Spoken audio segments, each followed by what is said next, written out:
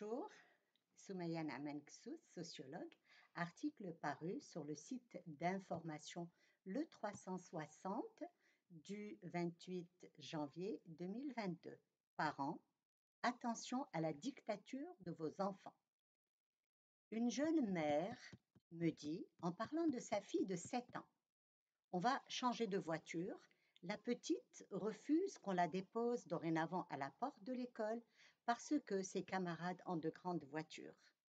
On est endetté, mais notre fille doit être à l'aise pour pouvoir étudier correctement. J'ai demandé à la maman, vous lui avez expliqué que vous n'en avez pas les moyens et que ce sera pour plus tard? Est-ce que vous lui avez expliqué à la petite ce que c'est qu'un budget, un crédit, un salaire? La maman me regarde comme si j'étais une martienne. Elle me dit, tu ne connais pas les enfants d'aujourd'hui. Ils se friment mutuellement. Un jour, ma fille est revenue de l'école en pleurant. Une fille lui a dit, ton père n'a même pas une voiture convenable. Ma pauvre fille en est revenue traumatisée. Non, c'est moi qui suis traumatisée.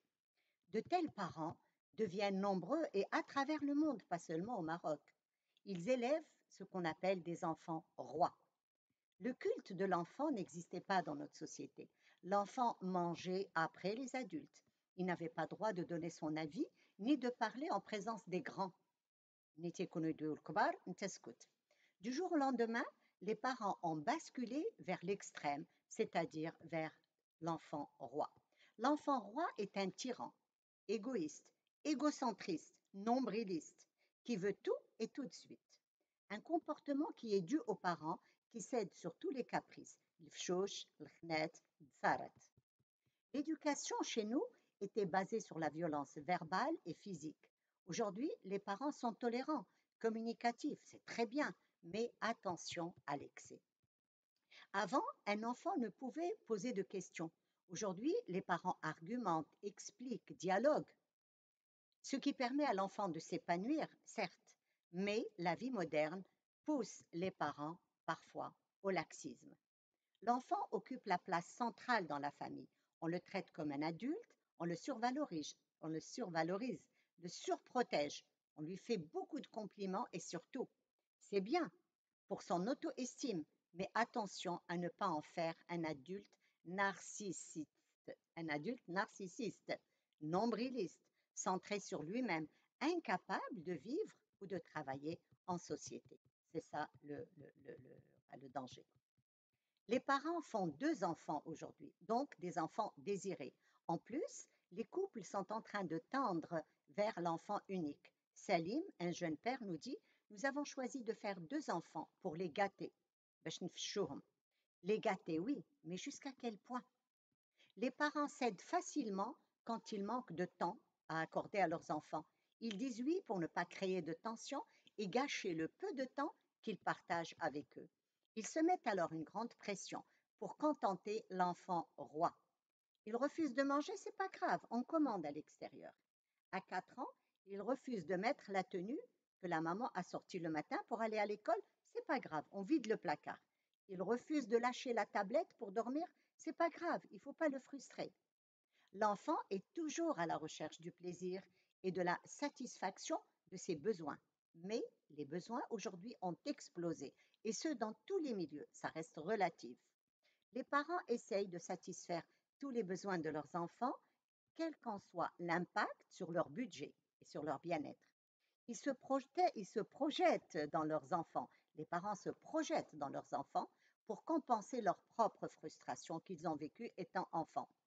Wael, un jeune père, nous dit, je me sacrifie pour que mon fils n'ait pas les mêmes privations que j'ai eues. L'enfant devient alors un éternel insatisfait. À peine il obtient un billet, il en demande un autre. Avant, les parents, certains parents qui avaient les moyens, ramenaient leurs enfants au magasin de jouets quand ils en avaient les moyens. Aujourd'hui, avec Internet, les magasins inondent les enfants qui tyrannisent les parents. Le plus désolant est cette concurrence dans les vêtements des enfants. Les grandes marques, authentiques ou contrefaites, rivalisent dans les cours de nombreuses écoles. Pareille concurrence concerne les smartphones, les tennis, les montres connectées, etc. Même les parents les plus pauvres entrent dans ce jeu pour ne pas marginaliser l'enfant. Les parents alimentent un système où les apparences priment sur les valeurs. La frime devient une valeur véhiculée également par les réseaux sociaux où les jeunes exhibent leur richesse réelle ou simulée par des photos de voitures de luxe, des habits de luxe, regardez-moi, je mange dans tel restaurant, etc.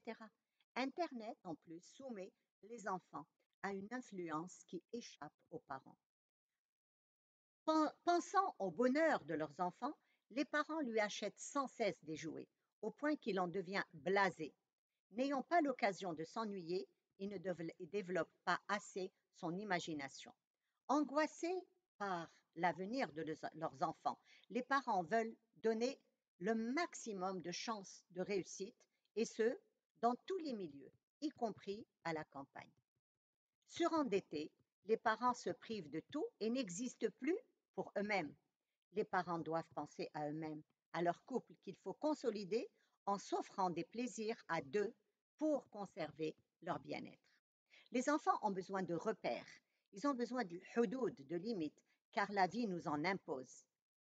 La vie nous apprend que vouloir n'est pas pouvoir. Pour atteindre nos objectifs, il faut du temps, des stratégies, des efforts, du travail. L'enfant capricieux, élevé sans les limites, sera un adulte marginalisé, sans le sens de la réalité ni la valeur de l'argent. Les parents peuvent dire non en convainquant un enfant. Je veux bien te payer telle chose, mais ça coûte tant et notre budget est de temps. Si je te l'achète, je ne pourrai plus te payer l'école. Lui parler à l'enfant de priorité, lui donner par exemple une tirelire pour qu'il ramasse le prix de l'objet désiré, lui apprendre à calculer, à négocier pour obtenir ce qu'il veut, des techniques et des aptitudes dont l'adulte a besoin pour réfléchir, pour réussir. La fille qui refuse que son père soit vu à l'école avec sa voiture doit être convaincue que la valeur d'une personne n'est pas dans ses apparences. Si elle est élevée à être authentique, aucune moquerie ne la touchera. Elle sera une adulte confiante en elle-même et c'est ainsi qu'elle réussira dans sa vie.